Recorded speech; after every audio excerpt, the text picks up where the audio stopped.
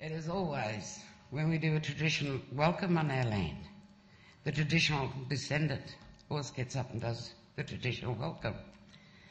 Being a Jaguar woman from 1841, records go back that far from my great-grandfather. So I will start my traditional welcome. Bobobudri, Bulabulawalu, Jinawala Nirma, means good morning and how are you to many. Firstly, I'd like to acknowledge our past elders for all the pain and suffering they had, and respect to our present elders, as we hold the knowledge, the wisdom, and the stories to share. Anyunyulang Nahal Bala tribe. My skin, it belongs to two tribes. The Jaguar people, as I just said, my great-grandfather, and my grandmother from Fraser Island, the Butler people. My grandmother was stolen and taken off the island at 16. So from there, she was taken to Southport and she ran away, and my mother was born down the Gold Coast. So we all travelled around. It is always our custom and culture when we gather like this to acknowledge and show our respect to the Jaguar people, Totem, the brown snake, and the Turrbal people across the river, who lived and took care of this part of Mother Earth for many, many thousands of years. Aboriginal culture, it is the oldest living culture in the world. And our people, we give praise to our Creator, who placed our ancestors in this beautiful land, which was named Australia. Gave them their culture.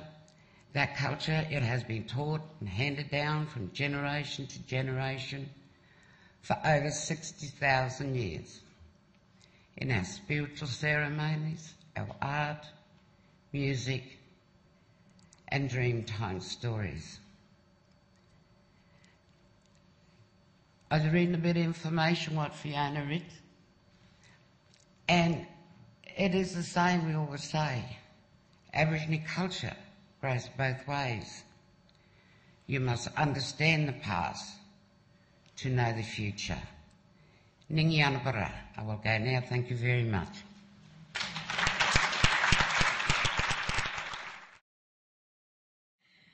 Thank you, Aunty Carol Currie, for your welcome to country. I would also like to acknowledge Indigenous international colleagues who've travelled, especially from Aotearoa, who are in the audience today. I would also like to acknowledge, I better switch this on too. I would also like to acknowledge interstate Indigenous colleagues who've travelled especially for the symposium today and tomorrow. I know you've come from various states, Victoria, New South Wales, to be here today. So I have a little speech to deliver in the introductions. Welcome to this groundbreaking and historic event that has taken 3 years to organise and get the right internal approvals. I would like to open up this space to a respectful dialogue over the next 2 days. I grew up with a proud bachelor mother who never took no for an answer. That determination got us land back on Fraser Island before native title even existed. Over 20 years I witnessed that type of determination day in and day out. And I can tell you that I have also inherited my mother's belief in change for the better through maintaining cultural integrity, meaningful relationships with people, and the creation of new ideas.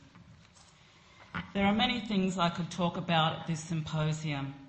I could raise issues surrounding race, gender, art, politics, and new working methodologies. I have been allowed to occupy a type of ethereal space here at the University of Queensland as an adjunct professor. It's a wonderful title that signifies something. What? I don't really know. Through this opportunity, I conceived of a new space within the structures of this sandstone institution. In addition, I saw a new way of speaking to one another across disciplines, across old race divides, across common ground as fellow intellectuals.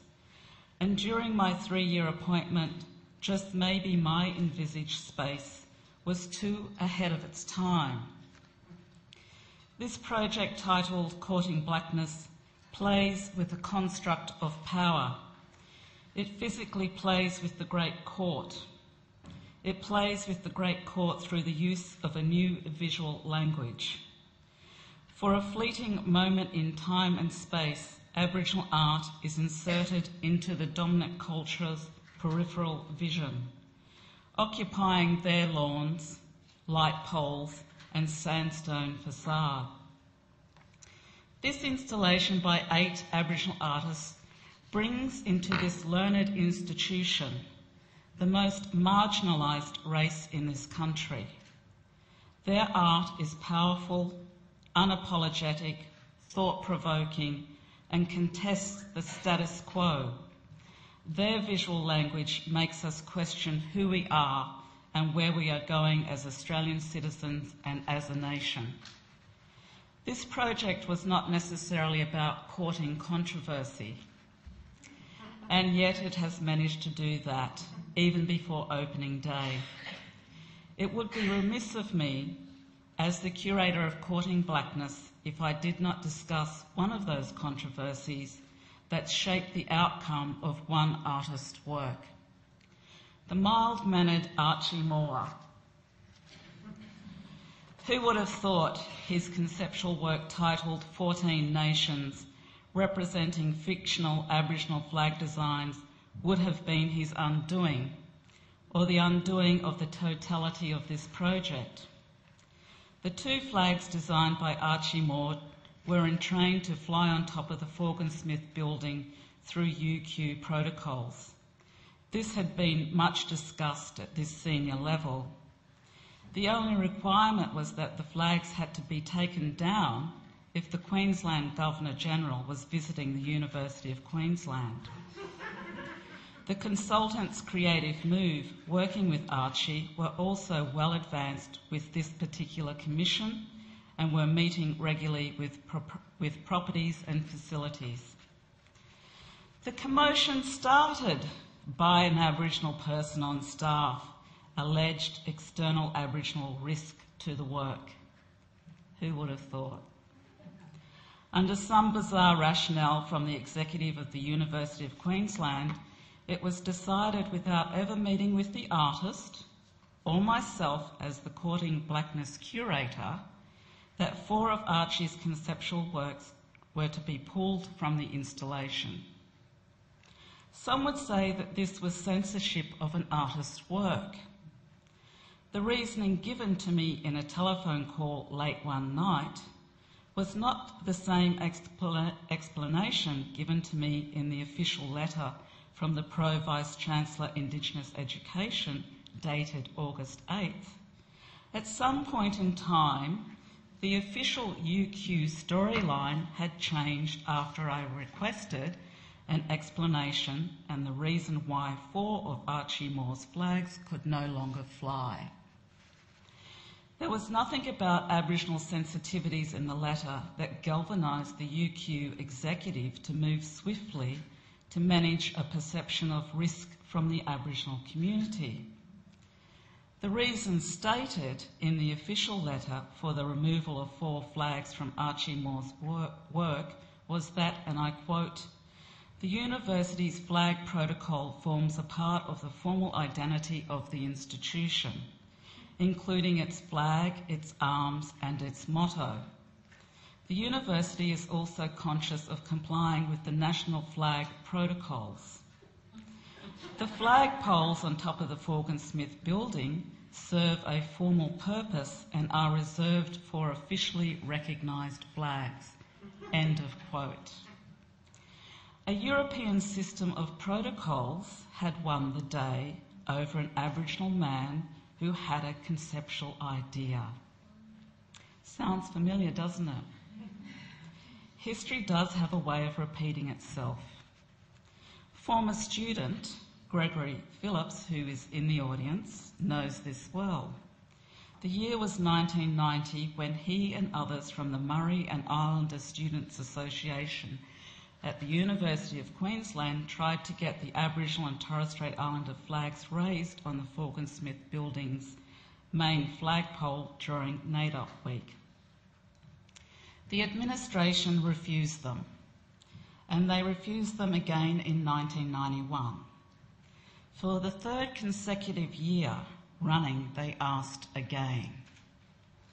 Phillips unpacks for us, and this is on our website, Courting Blakness, his statement, and I quote, "Then in 1992 we asked again and got support letters from the Murray unit, academics and community organisations.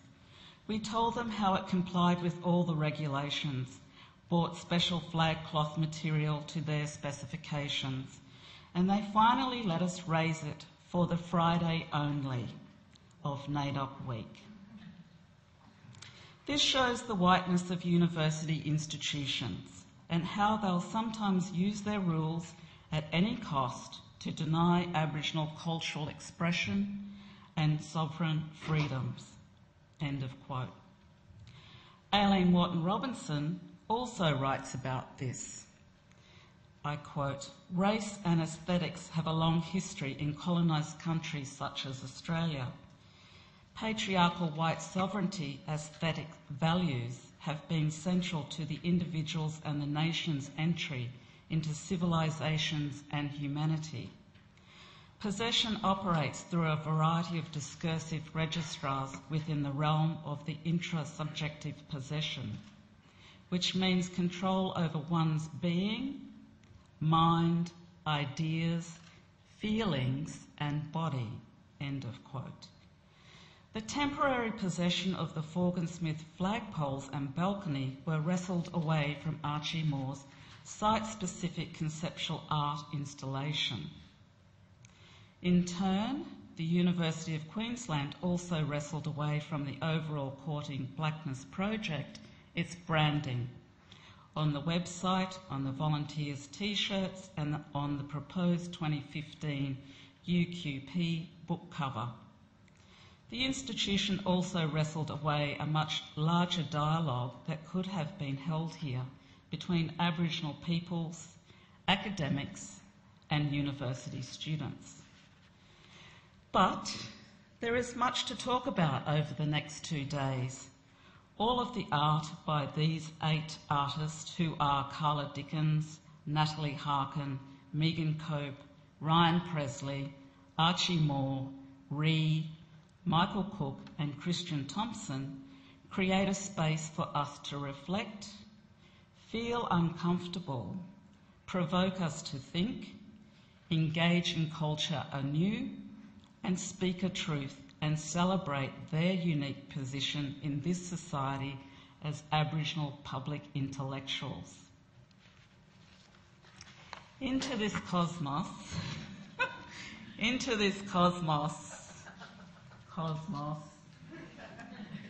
let me introduce you to another shining star, our distinguished keynote speaker and one of Australia's most outstanding legal minds, academic and writer, Professor Larissa Behrendt. A URLI and Kamilaroi woman, Larissa is currently the Director of Research at the Jumbunna Indigenous House of Learning at the University of Technology, Sydney. Larissa is the chair of the Bangarra Dance Theatre. She is the author of several books on Indigenous legal issues. She won the 2002 David Uniapan Award and the 2005 Commonwealth Writers' Prize for her novel Home. Her novel Legacy won a Victorian Premier's Literary Award in 2010. And recently, I was reminded again of Larissa's never-ending work when I stumbled across this publication in Avid Reader Bookstore, Indigenous Australia for Dummies. Thank you, Larissa.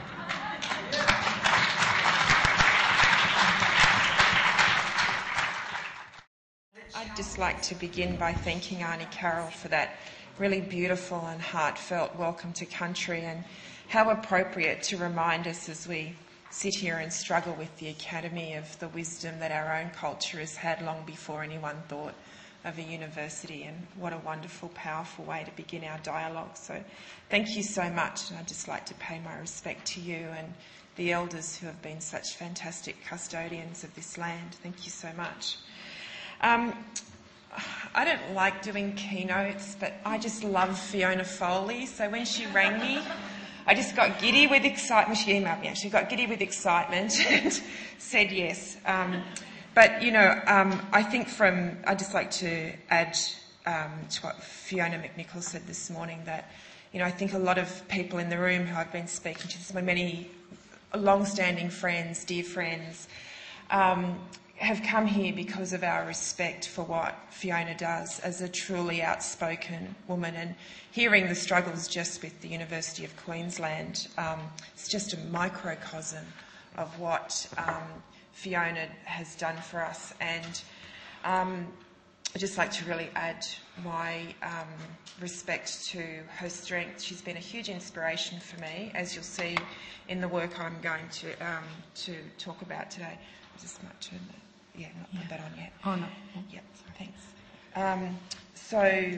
I'd also just, in one of the things I was sort of talking to some friends this morning about was Fiona's capacity to bring so many wonderful people together.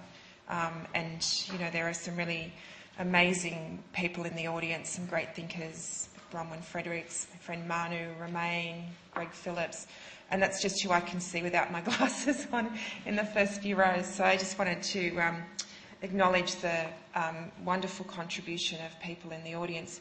I'd particularly just like to acknowledge my colleague Nicole Watson, who you'll be hearing from later today.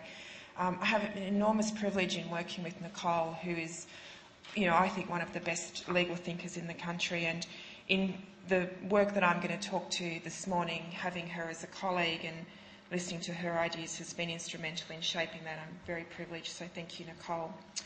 But I was very interested to be a part of a concept so multidisciplined and thoughtful that challenges the privileged position of institutions.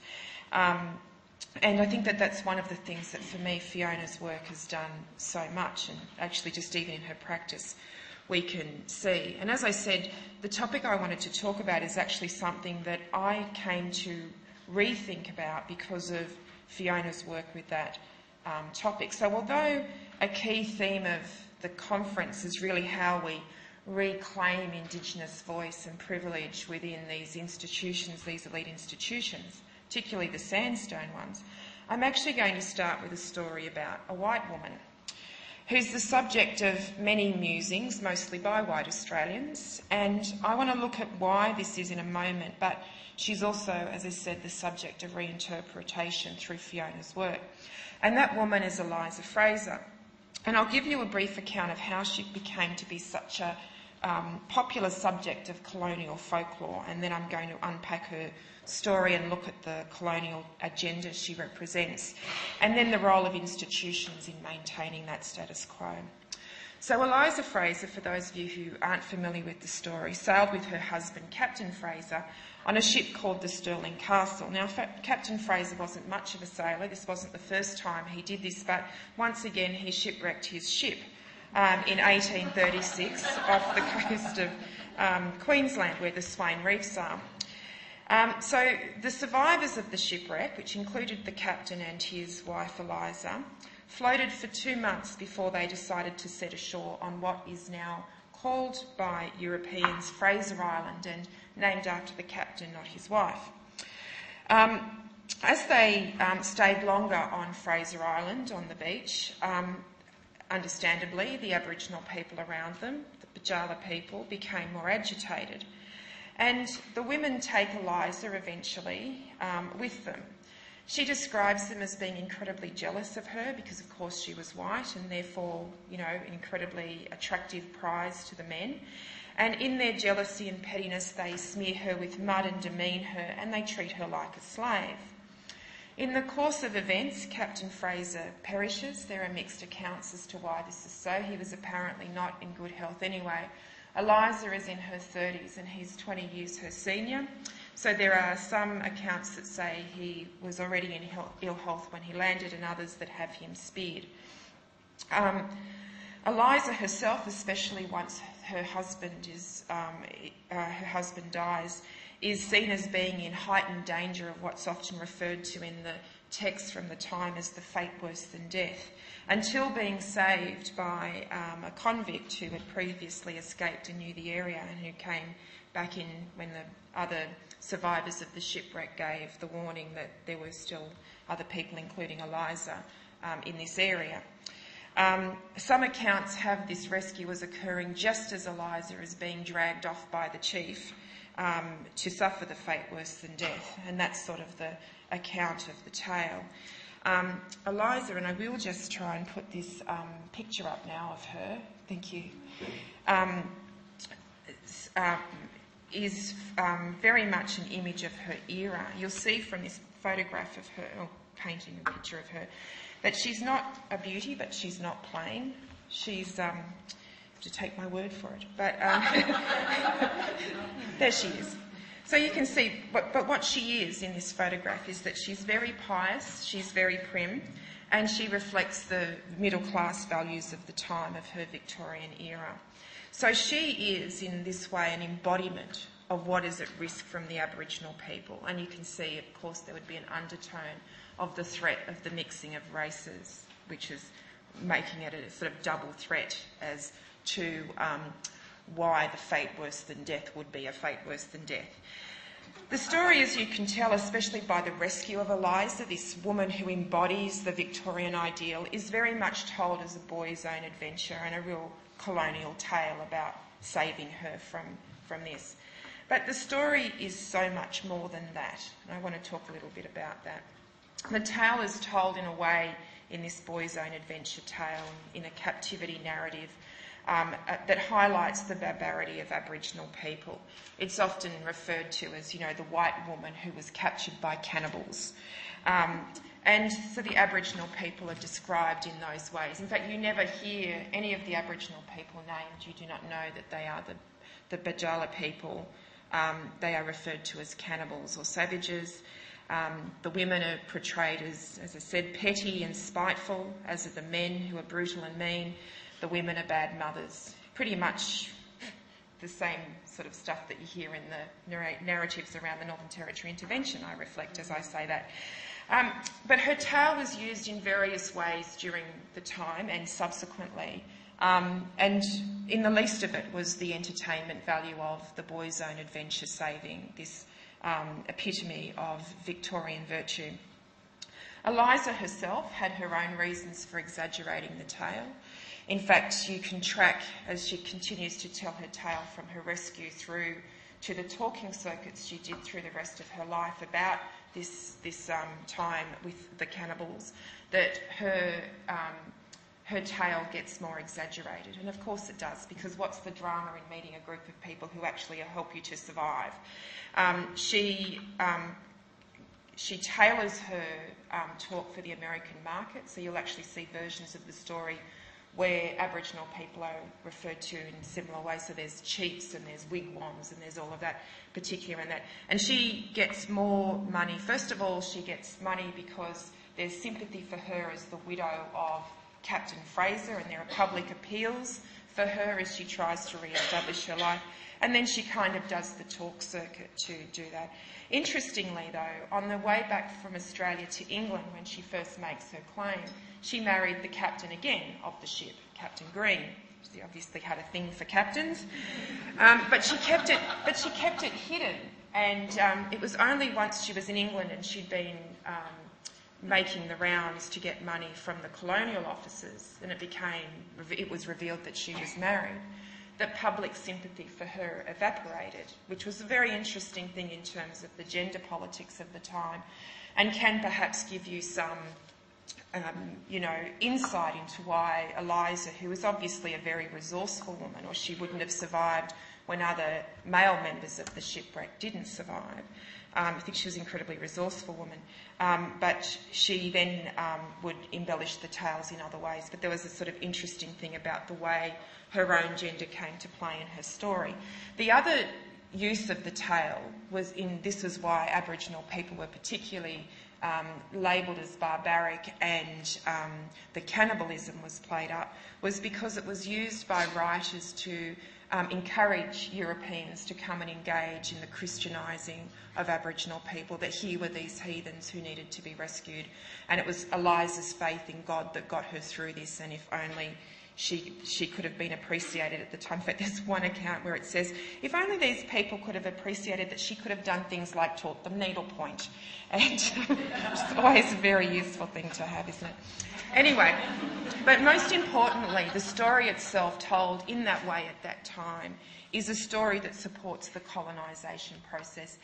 It is, there are a couple of historians, Kay Schaffer in particular, who has made the link between Eliza Fraser's story and the decades of violence that occurred on the frontier in that area at that time after the shipwreck. And Veronica Brady as well has made the link between the story and the mythology of Eliza Fraser and frontier violence that followed in the decades in that area after the shipwreck, noting that it was the excuse for at least 2 large-scale massacres in the 19th century. And in fact, interestingly, when I was doing research on this topic, I was interviewing people from the area, and I asked one of the women, I'm going to talk about Eliza Fraser, and she said, oh, that murderer. And you could actually see the link that people have made between the telling of this story. But I now want to talk about an aspect of Eliza that mirrors one of the greatest characteristics of institutions, especially the academy, which is to, in colonial narratives, of course, ignore the voice of Aboriginal people and to privilege that of the white voice. Aboriginal people are the key players in Eliza's tale, but as I said, they're never named, and of course their perspective is never sought of. They're basically just the backdrop and part of the danger. But there is strong oral history from the island, and Fiona's work, of course, has looked at some of these perspectives, and it's been incredibly insightful, as have been the oral histories collected.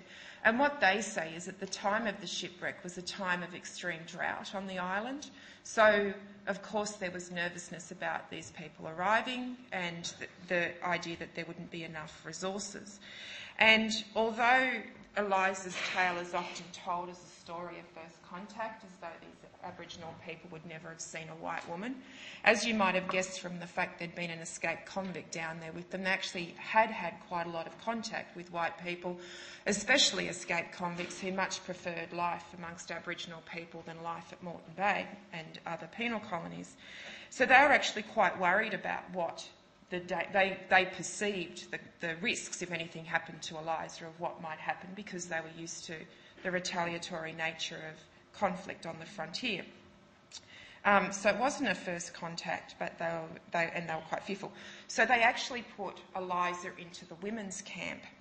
As I mentioned earlier, the boat had floated for 2 months, so Eliza was quite sunburnt.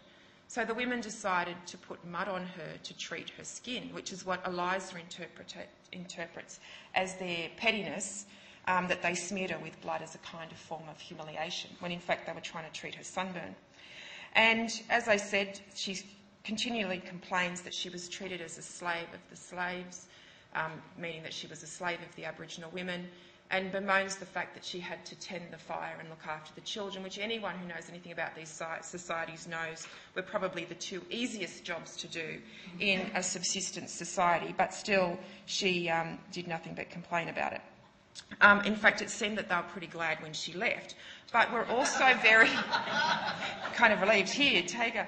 And in fact, the fact that she was so reluctant and petulant about doing the tasks that were asked of her actually led to some of the men wanting to punish her. And the women actually said, no, you can't. And what they did was they put a white ochre mark on her, which meant that she had the protection of the women's camp. So it sort of said to the men, if any of you touch her, you have to answer to us. So although the stories sort of show them as the most vindictive and the most mean, they were actually her greatest protectors while she was there. So you can imagine, not only were they glad when she left, but of course they became incredibly angry and hurt by the lies that were spread about her, which they seemed to be incredibly aware of. And as I said, make the link between her being there, her presence, her story, and their subsequent dispossession and the violence that was meted out there. But there's an aspect of this story that I find incredibly interesting, and I think it says something very deep about why people tell this story and why it captures the imagination. The reason why Captain Fraser landed the boat after 2 months, why he was reluctant to land it in those 2 months, was not because he was a terrible sailor, though there is obviously some evidence of that, but because he was so fearful of the cannibals that he was absolutely certain inhabited those shores. And so they stayed in the boat rather than land. But of course the food ran out and people were getting sunburnt, etc., etc. And the crew, who already seemed to not be, hugely persuaded by Captain Fraser and his judgment, started to rebel. And it was only when they threatened to draw straws and eat someone that they decided to land the boat on this place that was supposedly inhabited by cannibals. Even in the 1970s, accounts of Eliza Fraser described the Bajala as cannibals. So there was a book by Michael Alexander in the 1970s called Mrs. Fraser and the Fatal Shore. And this is what it says. The grotesque elder, who was some sort of witch doctor, approached with an air of immense self-importance, laid hold of Captain Fraser's chin and rubbed his hands up and down his naked body as if establishing tangibility and then his qualities as a workhorse or even a future meal. So this trope of the cannibal is very, very rich within the Eliza Fraser story. In the first versions, the 1838 version by John Curtis, who was one of the people who used the story as a calling for people to come on a missionary endeavour to save these poor Aboriginal people, describes a corroboree in these terms. He'd say, they might escape unobserved during a midnight revel of the natives called a corroboree, which is a merrymaking, and consists of dancing in a circle round a favourite friend, but more frequently perhaps round a miserable, whose flesh they would presently greedily devour. Now, there's no evidence in Australia of cannibalism in any Aboriginal community, but it's been a myth that's been perpetrated by anthropologists. And interestingly, if you look back to the original sources where anthropologists make the claim, they find their sources mostly in the diaries of explorers who are travelling around, or from, say, the diaries of the Duracs as they went out to claim their share of the continent. And so from these diaries and observations, they start to get their first evidence of these practices. So I'm just going to give you a couple of examples of the sorts of things that they've relied upon. So this is from Sturt, who in 1829 said of an Aboriginal person, he said, he was sacrificed and both men were eaten by the tribe, generally. I questioned several on the subject, but they preserved the most sullen silence, neither acknowledging nor denying the fact. So it actually didn't say, they probably didn't even know what he was talking about, but it's that sort of thing where you can see that there's actually no firm evidence. And he further concludes that he was firmly persuaded of the truth of what I've stated about cannibalism, as if I'd actually seen the act, because the very mention of such a thing among these peoples goes to prove that they're capable of such enormity. So you see this go through the literature, and there's a couple of other examples that I wanted to just give you. This one's from 1889 from a guy called Carl Lumholtz, whose book is called Among Cannibals. He was a member of the Royal Society of Sciences from Norway, And he was absolutely certain of the cannibalism that he thought he'd seen around the Herbert River. He says, "The Australians are cannibals. A fallen foe, be it man, woman or child, is eaten as the choicest delicacy. They know no greater luxury than the flesh of a black man." And in fact, he said of one Aboriginal person, "When he talked, he rubbed his belly with complacency, as if the sight of me made his mouth water and gave me the impression he would like to devour me." Now, I should say these accounts of these sort go right into the 20th century. There was a book called Darkest Western Australia in 1909, which uses the most extraordinary language. In fact, I've just looked at it again. I'm not going to read it out because I think it will offend everyone here. But I'll just read this bit after he talks about the fact that everyone there is a cannibal. He says, "The child is roasted in the same manner as an emu or a kangaroo. The bucks present sit around the fire unconcernedly, pretending to sharpen and polish their spears and other weapons, though with an intense longing in their gleaming eyes. This is the happiest moment of their lives. The lust for flesh, once having been tasted is only equalled by a man-eating tiger, of the two, the more cleanly and graceful animal." And that's the sort of material that you see being relied upon as primary sources for the assertion that there was any sort of cannibalism within Australia. And of course, we have no oral history of it. There's no evidence of it within the Aboriginal cultures themselves. And no one ever thought to ever look at the perspective and the cultural bias of these of these accounts, or to even test the credibility. It's funny that it was the one thing that always seemed to disappear as soon as white people came along. And look, we can kind of laugh about how silly it is and ludicrous, but you only have to think of something like the Aunty decision, where the court makes concrete conclusions about the absence of Aboriginal culture based on the writings of colonists who were there at the time, and that privileging of what people see with no questioning of the gaze through which they see it, to see how these myths and the methodologies of these myths and the way they're perpetrated actually starts to seep into our institutions, into our law, and then comes back to affect the lives of Aboriginal people, as it did with the Aunty order, where the court made the determination based on these sorts of accounts that culture had been lost. And it is, I guess, another example of what happens in Eliza, of the privileging of the written over the oral. And so it also shows what the Academy confirms, and the way it confirms it, and how it becomes part of the dominant narrative at the heart of the disciplines and the discourse. And I think the thing about the issue with cannibalism that I think is interesting, and I think this reflects on how the Academy often deals with contentious Indigenous issues, is that even the people who are sympathetic or consider themselves sympathetic towards the Aboriginal cause don't question these assumptions. So, for example, Patrick White, in his book A Fringe of Leaves, writes about he's inspired by the Eliza Fraser story. And he writes a novel that's very much inspired by it. He came to the story through his friend Sidney Nolan, who had painted Eliza Fraser. And during the period of their friendship, Patrick White also became fascinated by it. So he actually has his Eliza Fraser character as a working class woman. And he, in the way that you'd expect Patrick White to do, complicates her by sort of saying, actually, if you look at the way white working class women were treated in an industrialising Britain, it was actually much more drudgery and exploitation than there was within an Aboriginal society, say a hunter-gatherer society. But what he does in his book is, for him, the Aboriginal people are still a backdrop.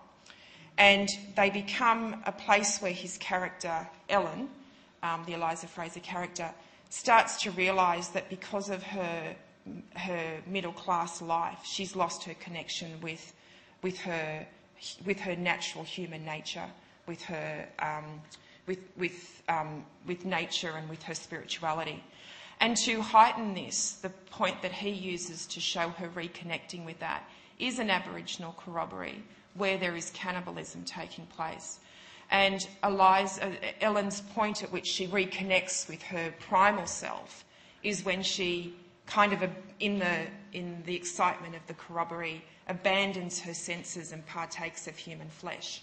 So it's almost, and there is it's a sense to try and justify, rather than say, well, actually the practice didn't exist, there's an attempt to try and say, well, actually it did exist, but it was kind of a spiritual thing and it just shows a connection to nature, rather than actually questioning the orthodoxy of it as well.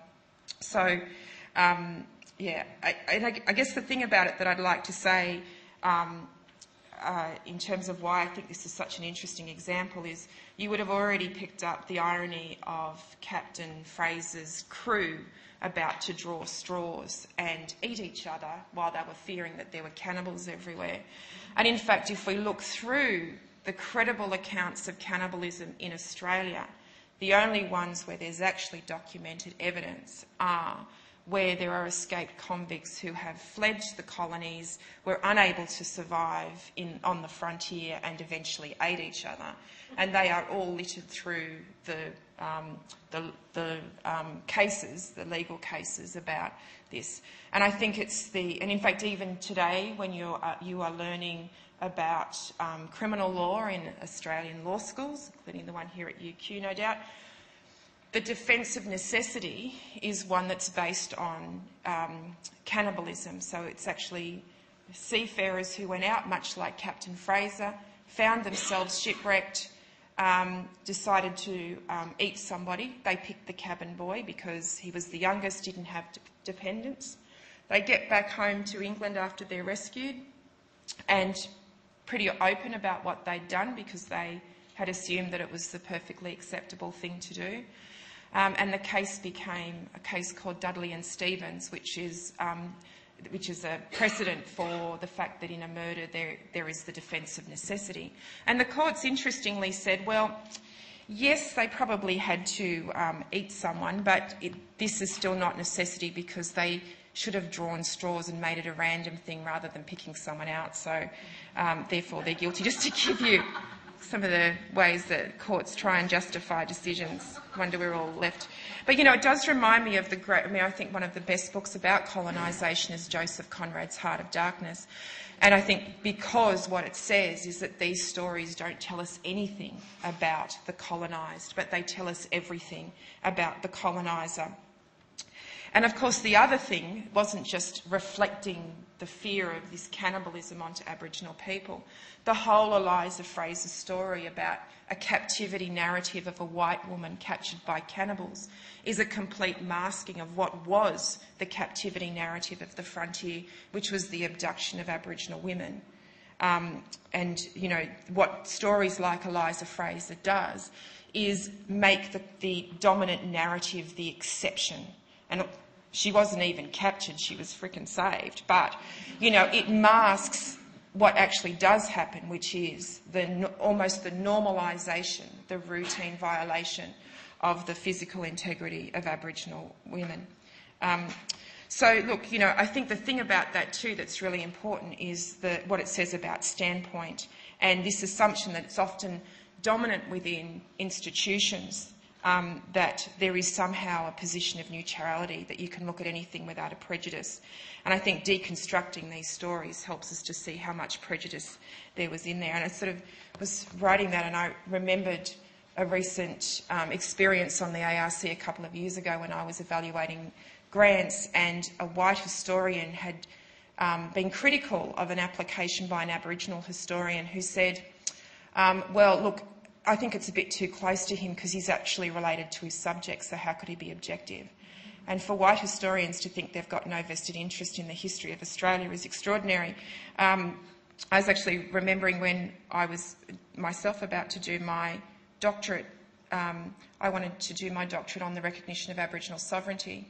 And within the law school at UNSW, I had many people, particularly people who'd made their whole career on Indigenous legal issues, say to me, that's a really terrible topic. Aboriginal people will never have sovereignty recognised, so, why would you bother? You should really pick something else. I go overseas to another institution who's not got such a vested interest in the concepts of sovereignty and how they might challenge anybody else's point of view or career standing. And the response to the topic was that is a really interesting topic. How do you recognise the rights of a historically marginalised, culturally distinct group in a democratic society? And I said, yes, that is the topic. But I just use that as an example of how there is no questioning of the standpoint and bias within the academy. And in fact, what there is the privileging of a perspective. And they see themselves, I think, very much as the custodian of the dominant narrative. How am I going for time? How many? 25 minutes. Is that including the questions or just for me? 25 minutes until the break. Oh, okay. So I'm going to just... Okay, so I'm going to bring it home now. Okay. So, I think in that is the real challenge for those of us who work within the academy. I think what we often do is we're brought in to teach the canon, and we're allowed to tinker around the edges to bring in an Indigenous perspective and content. And sometimes our very presence within the actual faculty is seen as the indigenising. Well, we've got an Aborigine who's down the hall, without thinking about what changing the culture or the actual canon of the discipline is. So we're there to teach the canon, but we're not there to challenge the canon. And, I think Fiona's experiences with just trying to raise a flag up a flagpole to make a really interesting and important statement, and how people are challenged by that, I think, would really resonate with anyone who's worked within any institution where you've tried to do what might seem something that's very, very small, like raising a flag on NAIDOC Day, to see the enormous pushback that you get in relation to that. And of course, law school is no exception to that. I graduated in 92, so the Mabo case came down just as I was finishing. So, as you can imagine, I went through a law school that treated the curriculum like Aboriginal people were terra nullius, and there was no discussion of Aboriginal people anywhere except, of course, in the criminal justice classes. So we're always in those in that light, but never in terms of our rights or anything like that. But, what we did have was the Gove Land Rights case, which said, the law, which I have to say was presented as not examinable, so you can imagine how many people were keen to read it. But, that's the case that really started the idea that Australia was legal fiction. So Mabo overturned that in 1992. My law school at UTS, when I started teaching there, still hadn't put Mabo into the property course. It has since done that, and it did teach it in the first year course, but, it was slow. And UTS is a fairly progressive school, but in lots of ways, but it was very, the canon's been slow to adopt it. But I want to just say something about Mabo because, we do celebrate it quite rightly because it overturned terra nullius, and that was incredibly offensive to everyone who can remember living in a time where our own legal system pretended we weren't there. And it was very important. And the idea of there, being a recognition of native title held enormous promise at the time the judgment was handed down. But I think it's important, if you go back and look at the judgment, what it does is it changes the narrative of Australia being claimed by the British under this legal fiction. The court even says it's a fiction, but it's a legal fiction of terra nullius, and writes a judgment that pretty much describes Australia as being settled, which is also a very contested narrative, as we all know. But it's also, a way in which the canon of law holds on to a particular narrative in a way that often isn't as questioned. And that the overturning of terra nullius was only really a first step. But there was also something else in the judgment that I think was really interesting. When Justice Brennan was describing how the doctrine would work and why they were overturning terra nullius, he said you can go back through the legal system and you can make changes if things have gone wrong, but you can only do so once in a way that protects the skeleton of the law. And if the skeleton of the law can be preserved, well, you can make these changes. And there was something in hindsight that was incredibly important about what he said there, because it was really a deep warning to all of us of how far institutions will go to accept any changes that we might try to bring to them any accommodation of our perspectives, our laws, our sovereignties. We can do it within the legal paradigm and within the academy, but just as long as we don't actually change it, because the skeleton stays the same, that the actual framework of it doesn't change. So that it was sort of almost a warning that there's only so much you can do that will be tolerated. And if you look at the way in which native title's been treated since the promise of Mabo, is probably more prophetic than Brennan would have ever intended. But I think for us, when we look back and look at the way the academy works, there's something really important. As I said, we always feel that pushback once we get, and who knew the skeleton could be so fragile that it even includes flagpoles? But, you know, that's the challenge.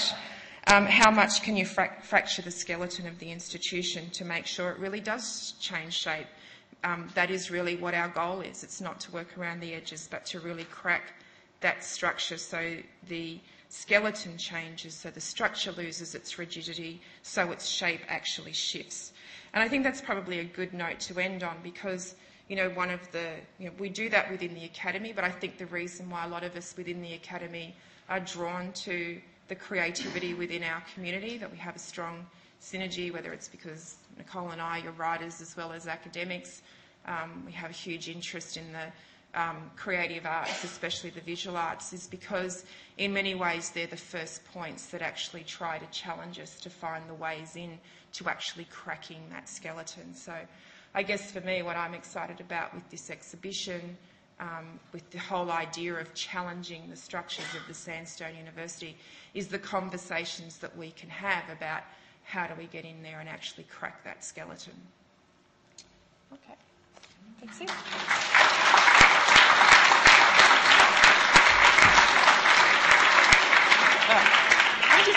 I had 2 more pictures, but I just got carried away. So I just want to use them. So this was one of Fiona's beautiful works that really reposition Aboriginal women as the storytellers and names them from the way in which, you know, they're demonised within Eliza Fraser's story. And it was a really, as I said, her work on as somebody from that area who re-engages with it, not just with this, obviously the story is only a small part of it, but reclaims the dominant voice of women within her own culture, is incredibly beautiful. And this was one of Sydney Nolan's Eliza Fraser paintings. It's called Mrs. Fraser.